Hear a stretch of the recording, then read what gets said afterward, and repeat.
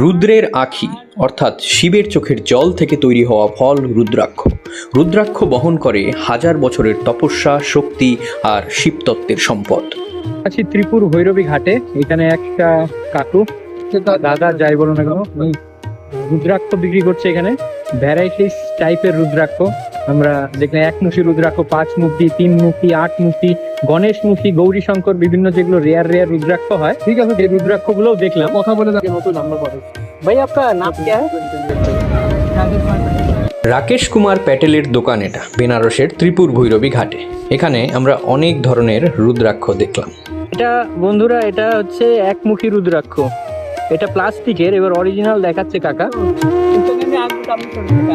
আচ্ছা, এটা হচ্ছে অরিজিনাল একমুখী রুদ্রাক্ষ। বাপরে, দেখি দেখি দেখি, দারুন অরিজিনাল একমুখী রুদ্রাক্ষ। কত দাম আছে দাদা?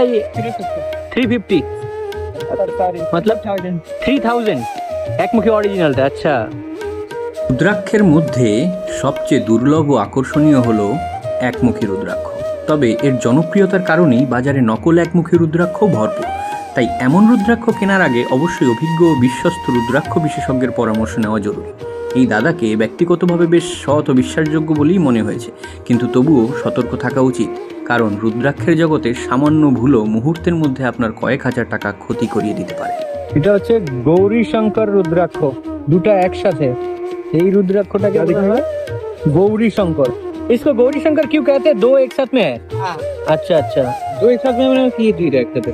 देखो ये रुद्राक्ष सर्कल। अच्छा अच्छा, साथ में हो क्या ऐसा? इसको गणेश मुखी कहते हैं, क्योंकि इसमें साइड में एक निकला हुआ है, इसलिए। ये देखिए आपका ही छिला है ना, कहीं है। अच्छा, नहीं नहीं पूरे दाना में देखें कहीं नहीं मिलेगा, इसको बोलते हैं गणेश। अच्छा, मतलब ये सर्कल है और एक निकला हुआ है इस साइड में, गणेश का जो नाक में रहता है। গণেশের যেমন নাকে সুর থাকে, সেই রকম এই রুদ্রাক্ষেরও সাইডে একটি সুরের মতন অংশ বেরিয়ে আছে, তাই একে গণেশমুখী রুদ্রাক্ষ বলা হয়। এটিও একটি দুর্লভ রুদ্রাক্ষ। এটা হচ্ছে 2 মুখী। এই যে একটা দাগ মাঝখান দিয়ে, এই পাশে একটা, এই পাশে একটা, এটা হচ্ছে 2 মুখী রুদ্রাক্ষ।